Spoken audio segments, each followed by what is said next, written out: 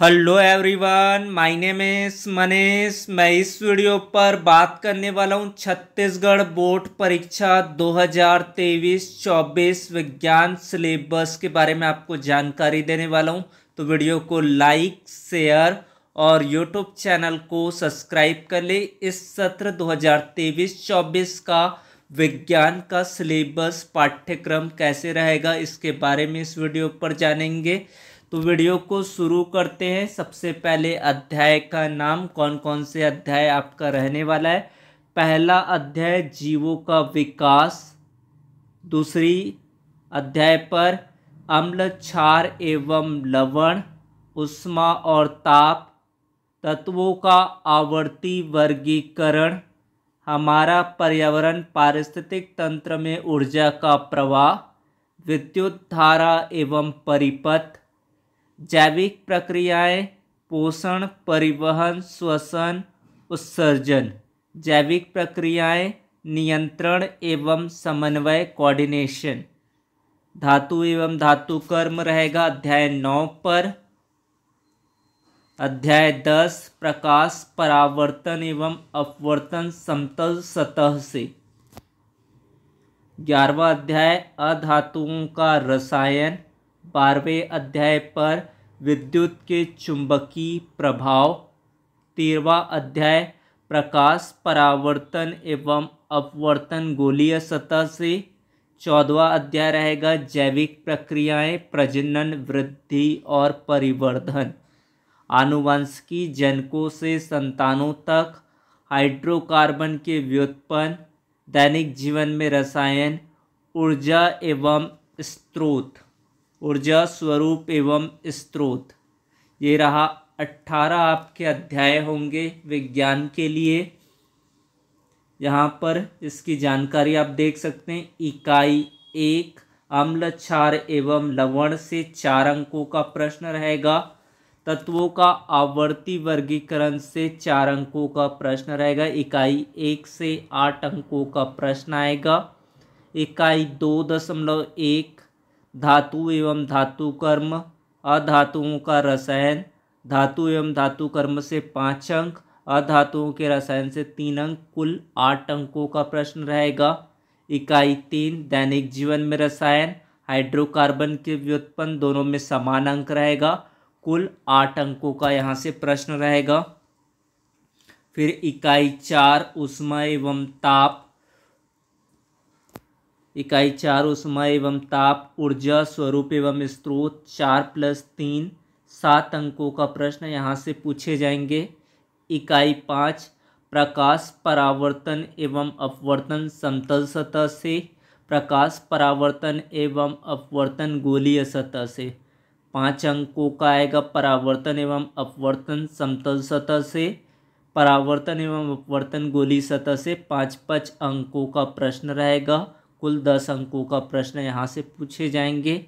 इकाई 6 विद्युत धारा एवं परिपथ से 5 अंक का प्रश्न, विद्युत के चुंबकीय प्रभाव से 4 अंकों का प्रश्न, कुल 9 अंकों का प्रश्न यहाँ से पूछे जाएंगे।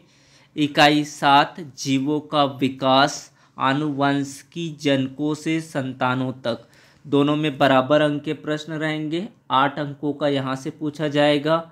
इकाई 8 जैविक प्रक्रियाएं, जिसमें आपके पाठ है पोषण, परिवहन, श्वसन एवं उत्सर्जन, नियंत्रण एवं समन्वय, प्रजनन, वृद्धि और परिवर्धन। तो इसमें 5 अंक पहले से पूछा जाएगा आपका 5 अंक। 4 अंक नियंत्रण एवं समन्वय से, 4 अंक रहेगा प्रजनन, वृद्धि और परिवर्धन। 5 + 4 + 4, कुल मिलाकर इसमें 13 अंकों का प्रश्न पूछा जाएगा आपका। इकाई 9 हमारा पर्यावरण, पारिस्थितिक तंत्र में ऊर्जा का प्रवाह, इसमें 4 अंक का प्रश्न, कुल रहेगा आपके 4 अंकों का प्रश्न। तो योग 75 अंकों का पेपर रहेगा आपका विज्ञान का। प्रायोगिक में 25 अंक रहेंगे। कुल मिलाकर 100 अंकों का पेपर रहेगा। पूरी स्टडी मटेरियल आपको ग्रुप पर मिलेगा। जल्द ही आपका ऐप लॉन्च होने वाला है, वहाँ पर आप फ्री ऑफ कॉस्ट सारे कोर्स एक्सेस कर पाएंगे। चाहे वो इंग्लिश मीडियम हो चाहे वो हिंदी मीडियम हो। तो यहाँ पर अब बात करते हैं इसका सिलेबस किस तरह से आपका रहने वाला है। इसमें आपके 3 सेक्शन होंगे, भौतिक, रसायन, जीव विज्ञान का इकाईवार पाठ्यक्रम हम लोग देखते हैं। सबसे पहले अम्ल, क्षारक एवं लवण, इसमें कौन कौन से टॉपिक्स है, कहाँ कहाँ बिखरे हैं अम्ल एवं क्षारक, कैसे करें अम्ल और क्षारक की पहचान, अम्ल एवं क्षारक के रासायनिक गुणधर्म, आयनीकरण, क्या सभी यौगिक जिसमें हाइड्रोजन है वे अम्ल है, क्या अम्ल केवल जलीय विलयन में ही आयन उत्पन्न करते हैं, अम्ल व क्षार के विलयन कितने प्रबल है, दैनिक जीवन में पीएच का महत्व, लवण, क्या सभी लवण उदासीन होते अम्लवर्षा। तो ये टॉपिक से आपका 4 अंकों का प्रश्न रहेगा। तत्वों का आवर्ती वर्गीकरण, तत्व, तब और अब, तत्वों को क्रम में व्यवस्थित करने की आवश्यकता क्यों, डॉबेराइनर का त्रिक नियम, न्यूलैंड का अष्टक सिद्धांत, लोथर मेयर का परमाणु आयतन वक्र, मेंडलीव का वर्गीकरण, मेंडलीव की आवर्त सारणी की उपलब्धियां, मेंडलीव आवर्त सारणी की सीमाएं, मोसले का आधुनिक आवर्त नियम, आधुनिक आवर्त सारणी की विशेषताएं, तत्वों के आवर्ती गुण, संयोजकता, परमाणु आकार, धात्विक एवं अधात्विक गुणधर्म, आयन ऊर्जा, आयनन विभव, इलेक्ट्रॉन बंधुता, विद्युत ऋणात्मकता। 4 अंकों का यहाँ के प्रश्न रहेंगे। फिर आपका है दूसरा इकाई धातु एवं धातु कर्म।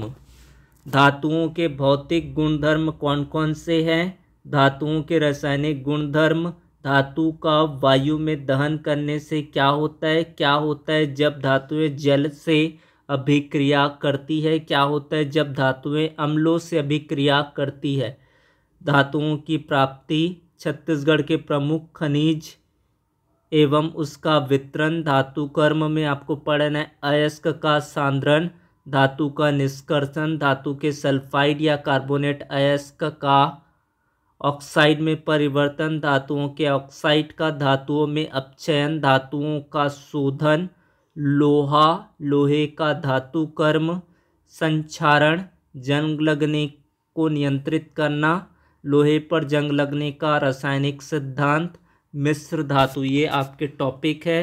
अधातुओं के रसायन, अधातुओं के भौतिक गुण कौन कौन से हैं, अधातुओं का आवर्त सारणी में स्थान कहाँ है, अधातुओं की खोज कब और कैसे हुई, अधातुओं का रसायन, अधातु और धातु के बीच अभिक्रिया, अधातुओं की आपस में अभिक्रिया, अधातु के ऑक्साइड की प्रकृति, कुछ प्रमुख अधातुएं, हाइड्रोजन बनाने की प्रयोगशाला विधि, हाइड्रोजन के रासायनिक गुण, हाइड्रोजन के उपयोग, नाइट्रोजन बनाने का प्रयोगशाला विधि, नाइट्रोजन के रासायनिक गुण, नाइट्रोजन के उपयोग, ऑक्सीजन बनाने की प्रयोगशाला विधि, ऑक्सीजन के रासायनिक गुण, ऑक्सीजन के उपयोग। फिर आपका अगला रहेगा इकाई 3 दैनिक जीवन में रसायन। यहाँ पर जल, मृदु एवं कठोर जल, जल की कठोरता के कारण, कठोरता के प्रकार, पीने योग्य जल, उपयोग, जल प्रदूषण, साधारण नमक, नमक का निर्माण, उपयोग, खाने का सोडा का उपयोग, कपड़े धोने का सोडा उपयोग, प्लास्टर ऑफ पेरिस, विरंजक चूर्ण उपयोग, सीमेंट का निर्माण, सीमेंट का जमना, छत्तीसगढ़ में सीमेंट उद्योग, कांच उत्पादन, साबुन तथा अपमार्जक। 4 अंकों का प्रश्न यहाँ से। फिर हाइड्रोकार्बन के व्युत्पन्न, एल्कोहल का नामकरण, औद्योगिक उत्पादन एथेनॉल का, एल्कोहल के गुणधर्म, एल्कोहल का निर्जलीकरण, एल्कोहल का ऑक्सीकरण, एल्कोहल का उपयोग, एल्कोनिक अम्ल, एथेनोइक अम्ल का औद्योगिक निर्माण, शीघ्र सिरका विधि, एल्केनोइक अम्लों के गुणधर्म, एल्केनोइक अम्ल के उपयोग, बहुलक, प्राकृतिक एवं संश्लेषित बहुलक, polythene, Teflon, polyvinyl chloride, polythene का पर्यावरण पर प्रभाव, ये सारे टॉपिक है जिनको आपको कवर करना है। ऊष्मा एवं ताप, कितना गर्म कितना ठंडा। तापमान, तापमान कैसे मापे, तापमान के पैमाने, ऊष्मा, ऊष्मीय ऊर्जा के मात्रक, ऊष्मा का संचरण, चालन, संवहन, विकिरण, ऊष्मा के प्रभाव, ताप में वृद्धि, ऊष्माधारिता, ऊष्मीय प्रसार, ठोस पदार्थ में ऊष्मीय प्रसार, द्रव पदार्थ में ऊष्मीय प्रसार, गैसों में ऊष्मीय प्रसार, गलन की गुप्त ऊष्मा, वाष्पन की गुप्त ऊष्मा। फिर आपका है 4.2 ऊर्जा स्वरूप एवं स्रोत। इसमें आपका टॉपिक है आखिर ऊर्जा क्या, मनुष्य और ऊर्जा, ऊर्जा के प्रकार एवं स्वरूप, ऊर्जा रूपांतरण का स्थानांतरण, ऊर्जा के स्रोत, ऊर्जा के परंपरागत स्रोत, ऊर्जा के वैकल्पिक स्रोत, सौर ऊर्जा, सोलर कुकर, सौर सेल, समुद्रों से ऊर्जा, भूतापीय ऊर्जा, नाभिकीय ऊर्जा, क्रेडा। 3 अंक के यहाँ से प्रश्न रहेगा। प्रकाश परावर्तन अपवर्तन समतल सतह से, समतल दर्पण पर प्रकाश द्वारा प्रतिबिंब रचना, परावर्तन के नियमों का अध्ययन, समतल दर्पण के घूमने का परावर्तित किरण पर प्रभाव, समतल दर्पण पर बिंदु वस्तु का प्रतिबिंब बनना, समतल दर्पण द्वारा बने आभासी प्रतिबिंब की दूरी, समतल दर्पण पर विस्तारित वस्तु का प्रतिबिंब बनना, बहुप्रतिबिंब, प्रकाश का समतल सतह पर अपवर्तन, अपवर्तनांक, सापेक्षिक अपवर्तनांक, अपवर्तन के नियम, प्रिज्म द्वारा प्रकाश का अपवर्तन, वास्तविक एवं आभासी गहराई, उत्क्रमणिता का सिद्धांत, क्रांतिक कोण, पूर्ण आंतरिक परावर्तन, पूर्ण आंतरिक परावर्तन के उदाहरण। परावर्तन एवं अपवर्तन गोलीय सतह से, यहाँ पर गोली दर्पण से जुड़ी कुछ परिभाषाएं। गोली सतहों पर परावर्तन, गोली दर्पणों द्वारा परावर्तन के लिए चिन्ह परिपाटी, गोली दर्पण से प्रतिबिंब रचना के नियम, गोली दर्पण द्वारा प्रतिबिंब रचना, वस्तु की विभिन्न स्थितियों में गोली दर्पण की किरण आरेख, गोली दर्पण से संबंधित विभिन्न राशियों में अंतर संबंध, गोली दर्पण की फोकस दूरी, एफ एवं वक्रता त्रिज्या में संबंध, गोली दर्पण के एफ फोकस दूरी, वस्तु की दूरी, प्रतिबिंब की दूरी में दर्पण सूत्र, आवर्धन, गोली दर्पणों के उपयोग, गोली सतहों द्वारा अपवर्तन, लेंस द्वारा अपवर्तन, गोली लेंसों से संबंधित कुछ महत्वपूर्ण परिभाषाएं, गोली लेंसों के लिए चिन्ह परिपाटी, गोली लेंस से पर प्रतिबिंब रचना के नियम, गोली लेंस द्वारा प्रतिबिंब बनना, वस्तु की विभिन्न स्थितियों के लिए गोली लेंसों द्वारा बने प्रतिबिंब के किरण आरेख, लेंस से संबंधित विभिन्न राशियों के अंतर संबंध, गोली लेंस के यूवी ऐप में संबंध, लेंस मेकर सूत्र, आवर्धन, लेंस की क्षमता, लेंसों का उपयोग, लेंसों द्वारा बने कुछ प्रकाशिक यंत्र, फोटोग्राफिक कैमरा, सूक्ष्मदर्शी, दूरदर्शी। फिर इकाई 6 विद्युत धारा एवं परिपथ। विद्युत धारा, विद्युत परिपथ के घटक, विद्युत विभव एवं विभवांतर, ओम का नियम, धारा प्रतिरोध व चालकता, प्रतिरोधों का संयोजन, श्रेणी क्रम संयोजन, समानांतर क्रम संयोजन, विद्युत धारा का तापीय प्रभाव, विद्युत शक्ति, घरेलू विद्युत परिपथ, विद्युत प्रयोग में रखी जाने वाली सावधानियां। 5 अंक यहाँ से मिलेंगे आपको। विद्युत के चुंबकीय प्रभाव, चुंबकीय क्षेत्र और चुंबकीय बररेखा, धारावाही चालक के कारण चुंबकीय क्षेत्र, सीधे चालक तार से विद्युत धारा प्रवाहित होने के कारण चुंबकीय क्षेत्र, चुंबकीय क्षेत्र की दिशा ज्ञात करने के लिए दाहिने हाथ का नियम, वृत्तीय धारावाही चालक के कारण चुंबकीय क्षेत्र, परिनलिका के कारण चुंबकीय क्षेत्र, चुंबकीय क्षेत्र में किसी विद्युत धारावाही चालक पर बल, फ्लेमिंग के बाएं हाथ का नियम, विद्युत मोटर, विद्युत चुंबकीय प्रेरण, फ्लेमिंग के दाहिने हाथ का नियम, डायनेमो विद्युत जनित्र, फ्लेमिंग के बाएं हाथ का नियम, विद्युत मोटर, विद्युत चुंबकीय प्रेरण, ये सब टॉपिक आपको पढ़ना है। जीवों के विकास, जीवों के विकास में आवास और उसका प्रभाव, बीगल का सफ़र और डार्विन का अनुभव, डार्विन के अवलोकन, गलापागोस के द्वीप समूह पर डार्विन के कुछ विशेष अवलोकन, विविधता, तथ्य और प्रमाण, चयन और विकास, विकास का सिद्धांत, प्रजातिकरण में अनुकूलन और प्रजातिकरण, प्रजातियां आखिर क्या है, आनुवंशिकी, जनकों से संतानों तक, जीवों में समानता एवं विभिन्नता, जीवों में, मनुष्य, पौधों में आनुवंशिक और मेंडल का योगदान, मेंडल के प्रयोग और उनके उद्देश्य, मेंडल के प्रयोगों के परिणाम, परिणाम के आधार पर अनुमान, संभाविता और अनुमान की जांच, मेंडल के नियम, मानव में मेंडली नियम के अनुसार आनुवंशिकी, सिकल सेल कारक, आनुवंशिकी, मनुष्य में लिंग निर्धारण, मोस्ट इम्पोर्टेंट टॉपिक, जनकों से संतान कारक, जीन तक।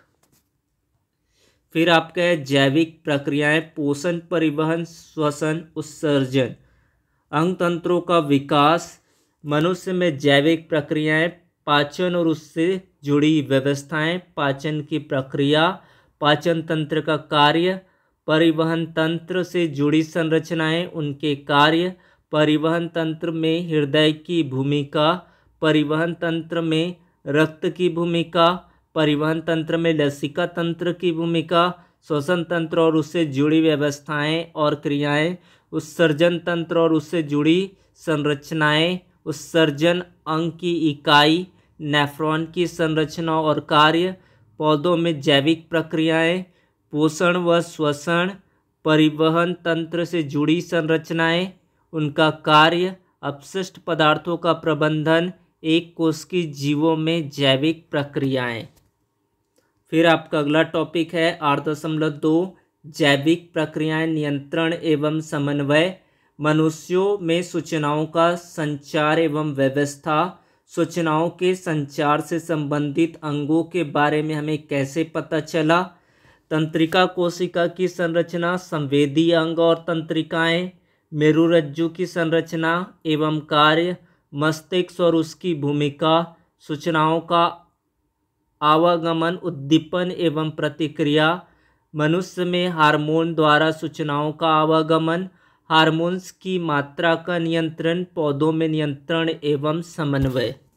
जैविक प्रक्रियाएं, प्रजनन, वृद्धि और परिवर्धन, मनुष्य में प्रजनन, वृद्धि और परिवर्धन, प्रजनन में आपको पढ़ना है नर और मादा की भूमिका, मनुष्य में वृद्धि और परिवर्धन, नर और मादा शरीर में वृद्धि और परिवर्धन, माहवारी, मासिक चक्र, पौधों में नर एवं मादा जनन और निषेचन, कोशिका विभाजन एवं वृद्धि और परिवर्धन, कोशिका विभाजन, विभाजन की अवस्था और कोशिका का जीवन काल, अलैंगिक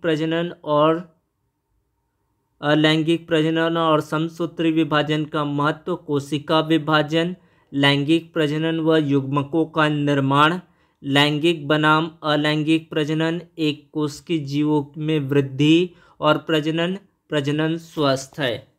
फिर आपका अगला है हमारा पर्यावरण, हमारा पर्यावरण में आपको पढ़ना है अंतर संबंधों का अध्ययन, पारिस्थितिक तंत्र से अभिप्राय, धान के खेत का पारिस्थितिक तंत्र और पोषक स्तर, पारिस्थितिक पिरामिड, जीव संख्या के पिरामिड, उत्पादकों की भूमिका एवं जीव भार के पिरामिड, पोषक स्तर के द्वारा ऊर्जा का प्रवाह, पोषक चक्र में पढ़ना है आपको पदार्थों का प्रवाह, पारिस्थितिक तंत्र में मनुष्य का हस्तक्षेप। तो इस तरह से आपको 75 अंकों का पूरा सिलेबस इस तरह से आपका रहने वाला है। वीडियो को लाइक करें, शेयर करें, यूट्यूब चैनल को सब्सक्राइब करें। धन्यवाद।